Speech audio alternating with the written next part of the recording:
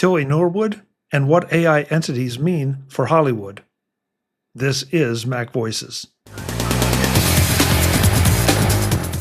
MacVoices is supported by our Patreon subscribers. Get access to the MacVoices Slack, the MacVoices Discord, MacVoices After Dark, and have your name listed at the end of each episode of MacVoices. Sign up at patreon.com/MacVoices. Okay, if you thought that one was fun, let's light a candle under this one. How many of you know who Tillie Norwood is? Oh, that's been all over the news today. That's an AI-generated actress, right? Yeah. Yep. Wasn't he on this show last week? So the question is, how big a deal is this? And for the folks who haven't done it, I'll give you this much. Tillie Norwood is not real. She is is a female appearing AI-generated actress that now apparently some talent agency wants to sign her. She's a creation of some, of an individual, and now there's a big controversy about signing this non-person and what it means for the future of Hollywood, what it means for the future of acting, and so many of the things that were talked about in the SAG strike, the writer's strike. Yeah. Suddenly now what's happening is right there. And if you go on and see some of the video of her, I mean, it's not like the old Max Headroom thing. I mean, it's hard to tell that she is not a real person. So the actors are all up in an uproar. They're saying, to the talent agencies, do not sign this person. They're saying to producers and directors, do not use this. Creativity should be in the hands of humans, et cetera, et cetera. Don't disagree. But this is going to happen. The cat's out of the bag, and it's only going to become it's only going to become even more so. I mean, you look at both of the Cameron movies, Avatar movies. Other than people speaking their lines, there's not really a whole lot of humanity there left. Most of the story is all AI generated characters with some humans that, die in horrible ways, and rightly so, because they're horrible people. But this is what's going on now. And if Hollywood actors really think that they can put the genie back in the bottle, they're kidding themselves. And, sorry, you start looking to do stuff on Broadway for as long as that lasts, because eventually they'll figure out a way to do that too. Yeah. Webb. If you click through, where did she come from? She came up at the panel in Zurich from the creator, and Eileen van der Velden. The point I'm getting at, I think this was all kind of drummed up to get attention to the creator more so than it was the issue itself. The SAG strike covers this exclusively and very clearly, that you can't be studios can't be contracting virtual creation like this. So I think it's whatever the adjacent story to clickbait would be. I think that's really what this is. I think it's going to come and go pretty quickly. What's going to happen, Webb, when Hollywood studios make their own? Not so much contract them, but wholly created by studios for studios. Isn't this just an animated character? Yeah. Well, define animated. Yeah. That's what it is. The line's already been crossed. In like 1947 or 1926. Yeah, but for people of our vintage, it's fancier. It's more than fancier. It's absolutely borderline indistinguishable. if not indistinguishable. Marty? I want to get back to Oh. Guy's point just real quick. Just what studios could do this, but I don't think it's going to go anywhere. I think people still want to see the real actors and real people.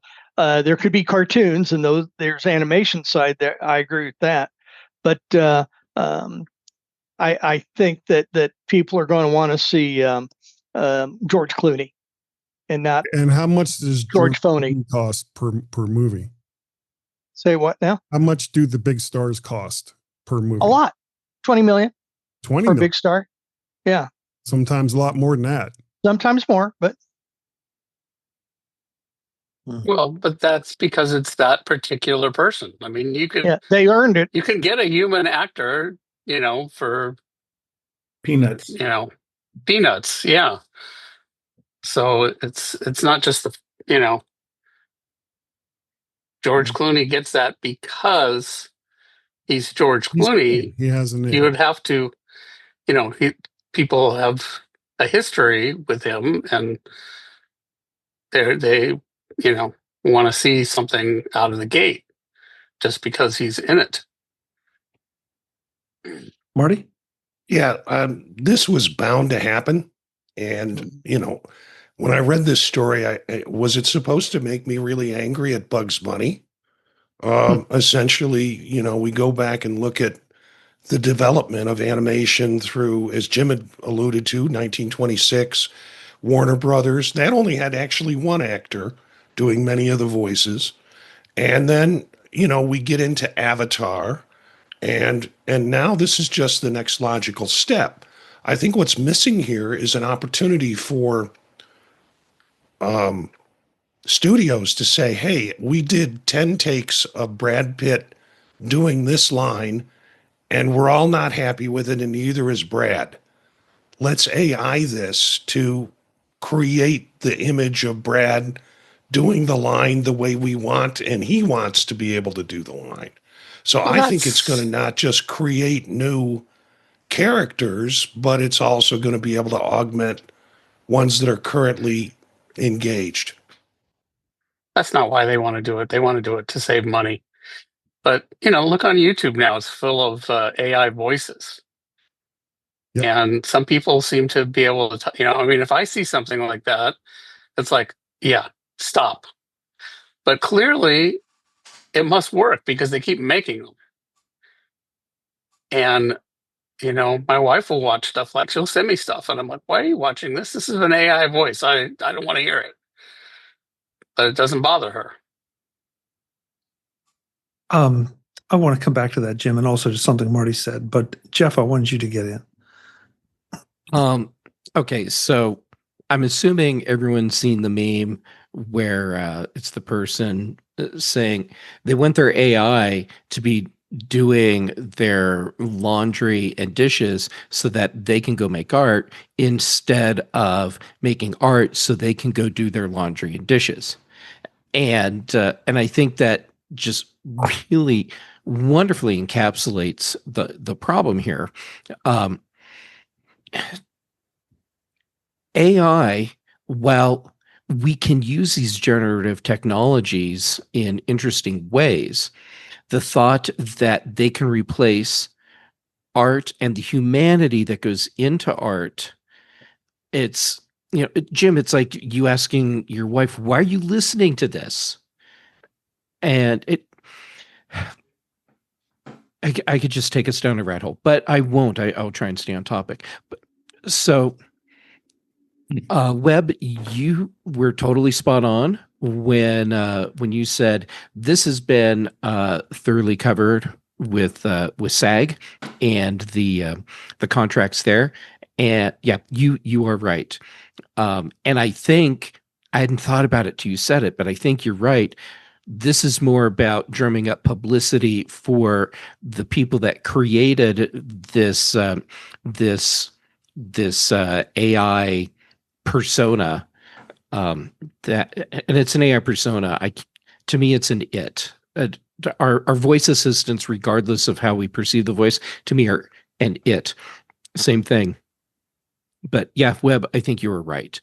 And ultimately, even though we can use AI to do these things and can save money in many cases, I would still rather have people performing, because that brings the humanity into it. There are things that humans can do with a performance that an AI can't. And now I'm going to kind of throw it on its ear. Priscilla, Queen of the Desert fans, whoop whoop. Okay, they're actually making a sequel to Priscilla, Queen of the Desert, and of course, right now is when I completely forget the names of the three actors that starred in it. So go me. But one of them is very likely going to die before they can actually get filming really underway. So what he has done is a bunch of pre-filming stuff so that they have all of this footage of him that they can work with as CGI and AI to have his character in the sequel.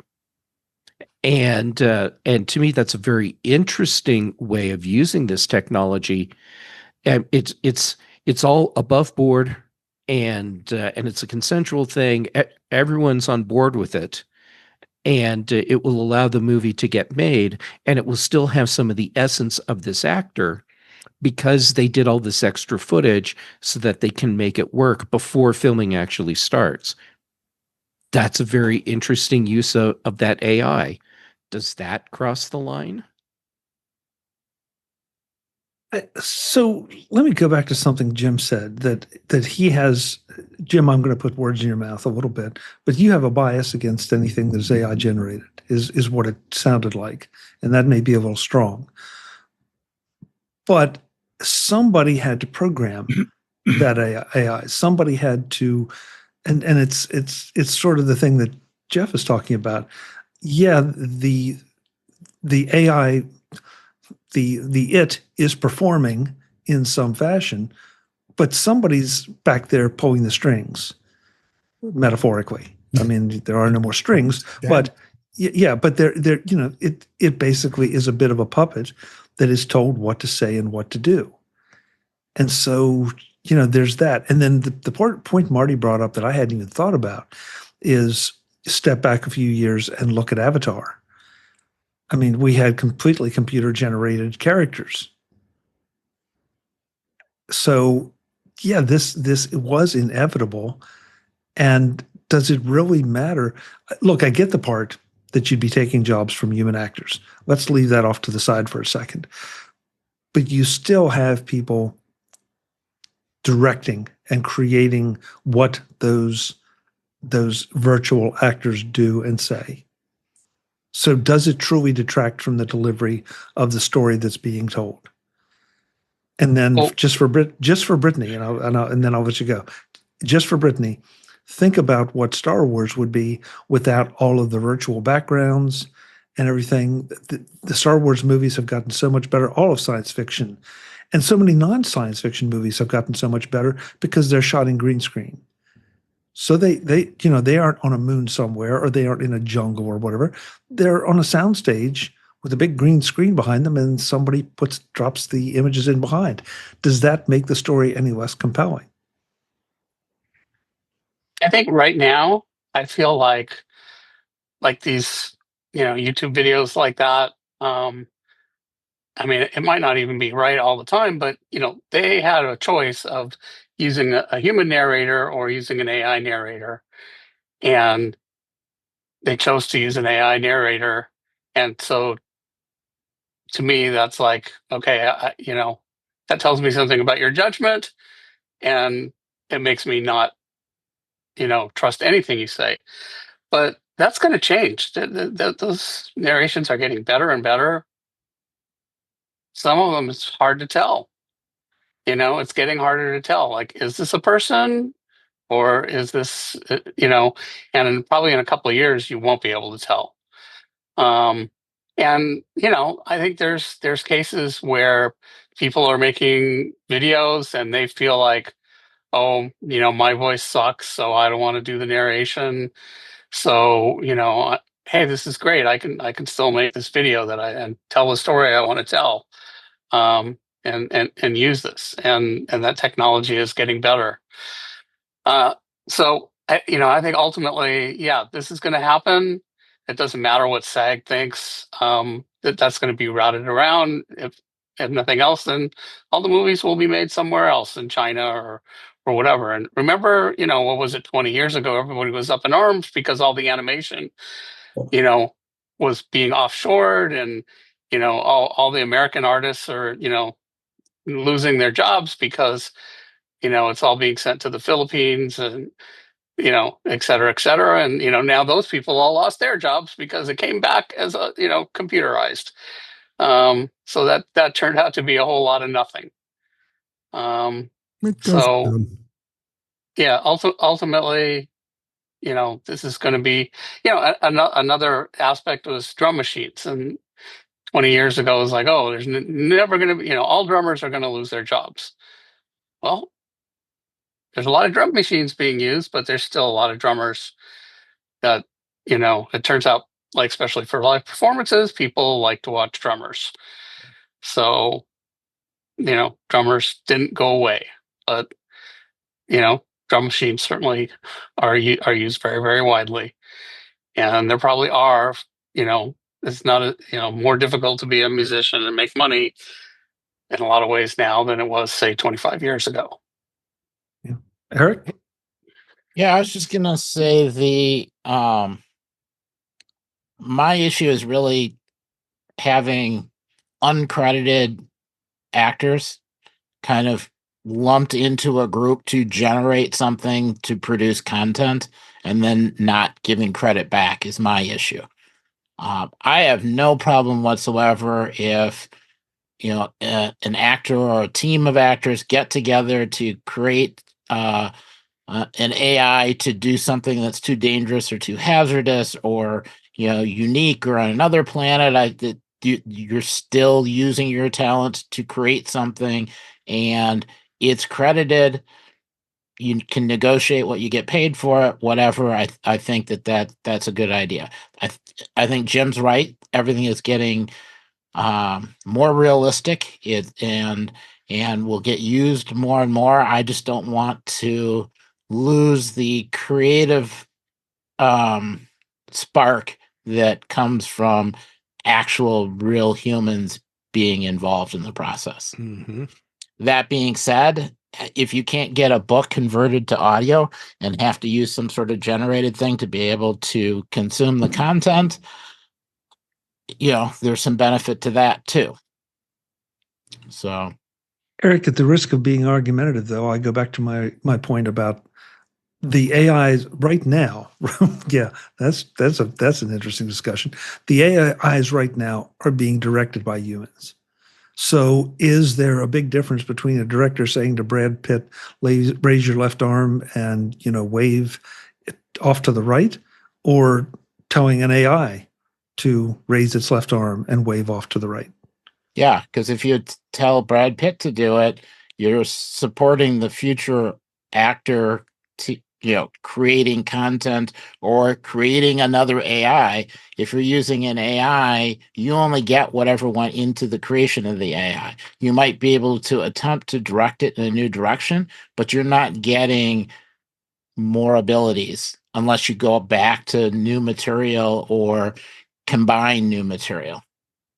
I just want it's like having a small genetic pool with some animal that's almost extinct, and you can take pictures of it and put it in a museum and say, yep, it's animated. That's good enough, but it's different from still having it around. Okay. And Chuck, Mark? if somebody uses ChatGPT to write a script and then uses an AI to read it, is that, not really much human input there? I would agree with that. If you tell ChatGPT to write the script and, just, I want a story about a boy and his dog on Halloween, and turn ChatGPT loose. Okay, that's not much human input. and then basing an AI story on that's probably. On the other hand, I would be surprised if AI came out with a really compelling story. But then if you massage the prompt to, make the, I don't know, make the have the boy have some special attribute and have the dog some special attribute and, describe in detail Halloween, there's more input to it, more human input to it. I would think that would make it more interesting. I'll have to try it. But it wouldn't be original. It can't. It literally can't be original because it's crafted from everything that's fed into the model. So it can do only what it has at hand, if you will. So it will craft a Halloween story about the dog and all of that, but it will be cobbled together from everything that it has collected about Halloween and dogs and stories, jack-o'-lanterns and all that. It can't come up with something original and unique. It has to be derivative at some level. Marty? I was going to say what you Jeff, just said. You said something that struck me, and I said, well, human beings are crafted by everything that's fed into us. And that doesn't mean we're always creative or always coming up with something unique. We're doing something that's often derivative of what's been fed into us. So, different model. And we are still trying to figure out what was fed into you, Jeff, to come up with you. Oh, yeah. Whiskey and street tacos. Mark, you've been patiently waiting. Yeah, I've been listening here, and I think some people on the panel are maybe a little extreme or absolutist in some of their views. I think this is not going to be a black or white. I think this is going to be a very, very rich color palette, way more than gray in terms of its applications. And as with all things, the market will decide. Some people may not like it. I side with Jim when I hear audio, synthetic audio on a YouTube podcast. I'm out of there. But I might see a movie and watch it where a character either died, per Marty's example, or he got injured, or the scene was too risky, as I think Eric's example was. So this, I think, unlocks all sorts of new tools and capabilities. Yes, it will probably have some dislocating influence on it, but to say that, oh, well, studios are just going to go out and they're going to get cheap, unknown labor, I would point out something that I'm sure Wed Bixby can appreciate. There was years ago, a guy named Brock Purdy who was last drafted. Actually, he wasn't even drafted. He was the last one left, and he became a quarterback for the 49ers. It was locked into a multi-year contract, I believe, for $200,000. And he blew everybody away by how great a quarterback he was. And then when his contract came up, he signed a fantastic deal. So I expect we'll see similar things happen. Maybe with body actors that may get enhanced, and because a lot of gaming now, they have people and they have all the motion sensors and then they render on top of it. I wouldn't be surprised to see similar things happen with AI generated video, because it's an effective way to process moving pixels.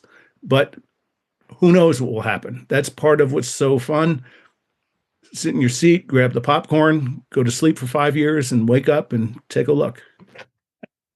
Oh, that's okay. Thank you. Well, thank you, Mark. That's an interesting perspective on it. I like it. And that's why I wanted to bring this up. Because listening to it on the news this morning, reading some of the articles today, you go back and forth, and as to how much of a threat this really is. It's a threat if Hollywood decides to go in that direction. But if Hollywood rejects it, or if the audiences reject it and say, no, we don't want, what was her name? Tillie. Then, okay. Its name. Sorry, Jim? What was its name? Yeah, well, excuse me. Tillie Norwood. According to Jeff, and I agree. Tillie All right. Norwood. Yeah, remember Tillie? We all started by talking about Tillie. Yeah. See, So this is how memorable, we can't even fleeting fame remember really anything. is. You, you're saying Tillie had her 15 minutes, Jeff? Yep. Yeah. Okay, move on. Quite literally, yeah. Yeah. Visit MacVoices.com for show notes and to connect with Chuck on social media. Get involved in our Facebook group or like our Facebook page, and get more out of your Apple tech with MacVoices Magazine, free on Flipboard and on the web. And if you find value in it all, consider supporting us through either our Patreon campaign at patreon.com/MacVoices, or by making a one-time donation via the PayPal link on our front page and in the show notes of each episode. You will join these fine people who help bring you Mac Voices.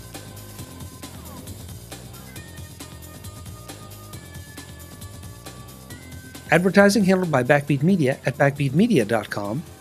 Bandwidth provided by CashFly at cashfly.com.